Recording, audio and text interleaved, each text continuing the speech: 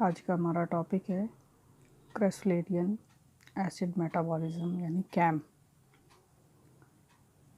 Cam जो है वो ज़्यादातर मांसल प्लांट्स के अंदर यानी सकुलेंट प्लांट्स के अंदर पाया जाने वाला सिस्टम है। जैसे अर्धशुष्क क्षेत्रों के अंदर पाए जाने वाले जो पौधे होते हैं वो इसके अंदर आते हैं। इनमें कार्बन डाइऑक्साइड का जो फिक्सेशन होता है, प्रोसेस जो होता है वो लाइट डार्क में होता है यानी अंधेरे में, नाइट में होता है। और इसके अंदर कार्बोनिक एसिड्स का जो स्टोरेज होता है और उसका एक्यूमुलेशन जो होता है, उसमें दिन के समय कार्बोनिक एसिड जो है डिक्रीज़ हो जाता है, बनने की क्रिया कम हो जाती है और रात में बढ़ जाती है। यह क्रिया कैसुलेसी फैमिलीज़ के प्लांट्स के अंदर पाई जाती है, जैसे कैलोनचॉय, सीडियम, ब्रायोफिलियम। इस कारण इस फैमिलीज़ को या इस साइकिल को यहाँ पर हम कैम साइकिल कहते हैं। जिससे ओपिनशिया, ऑर्चिड्स के प्लांट्स में भी इस तरह की स्ट्रक्चर प्लांट पाई जाती है। इस तरह के जो प्लांट्स के अंदर जो एटमॉस्फेयर की जो अकॉर्डिंग चेंजेस प्लांट्स के अंदर पाए जाते हैं, इन्हें मरूदभित या ज़ीरोफाइटिक प्लांट्स भी कहा जाता है।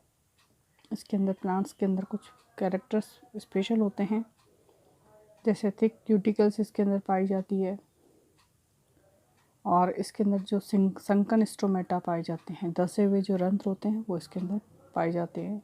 इसके अलावा इसके अंदर जो प्लांट्स की विशेष कैरेक्टर्स के अंदर लार्ज वैक्यूल्स पाई जाती है, जो कि वाटर को स्टोर करने के अंदर काम आती है। इस पूरे प्रोसेस को कुछ रिएक्शंस के अंदर कुछ डिवाइड किया गया है निम्न स्टेप में अंदर। सबसे पहला जो है इसके अंदर जो प्रोसेस होता है वो एसिडिफिकेशंस का क्रिया होती है, जिसके अंदर रात्रि के समय जो रिज़र्व फूड होता है वो कार्बोहाइड्रेट्स के रूप में वो पाया जाता है, जो कि ग्लाइकोलाइसिस की प्रक्रिया के द्वारा फास्फोइनोल पायरुवेट एसिड में बदल जाता है, जिसे हम पैप कहते हैं। ये साइकिल जो है वो केवल कैम प्लांट्स के अंदर ही पाई जाती है, जिसमें रात्रि के अंदर स्टोमेटा ओपन होने के कारण जो कार्बन डाइऑक्साइड का डिफ्यूजन जो है वो लीफ में हो जाता है।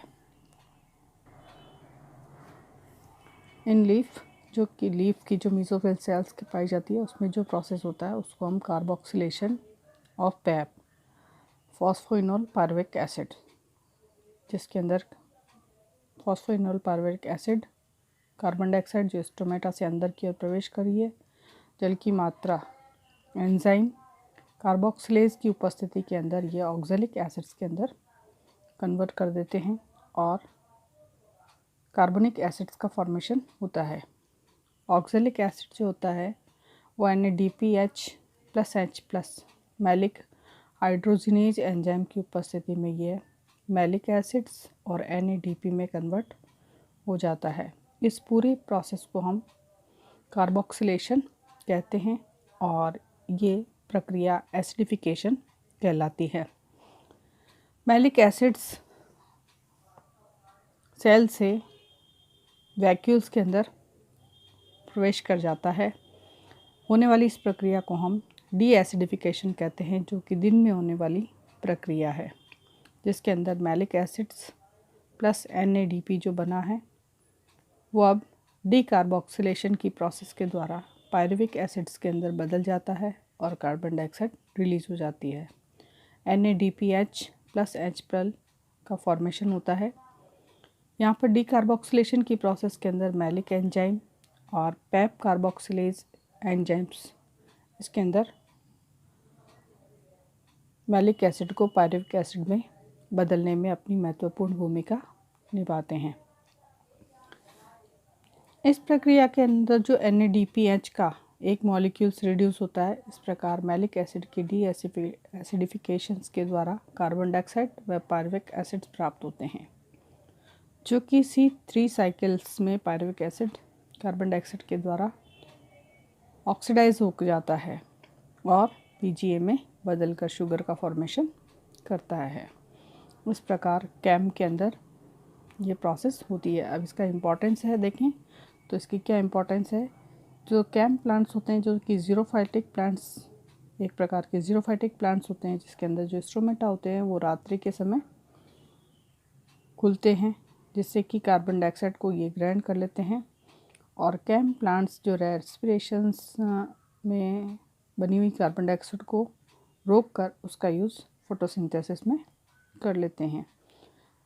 कैम प्लांट्स की दो प्रकार की क्रिया हैं, एक तो वाष्पोत्सर्जन ट्रांसपिरेशन को कम करना, दूसरा स्टोमेटा को, जो कि इसके लिए इम्पॉर्टेंट है ट्रांसपिरेशन के लिए, उसे दिन के समय ये बंद कर देता है। तो ये इसके अंदर डिफरेंट टाइप की एक्टिविटीज़ कंप्लीट होती है। जैसा कि डायग्राम में देखा गया, नाइट मोड जबकि स्टोमेटा ओपन है, वाटर स्टोमेटा से बाहर की ओर जा रहा है जबकि कार्बन डाइऑक्साइड उनकी ओर प्रवेश करती है। डिफ्यूज़न प्रेशर के कारण स्टोमेटा में कार्बन डाइऑक्साइड अंदर की ओर एंटर कर जाती है।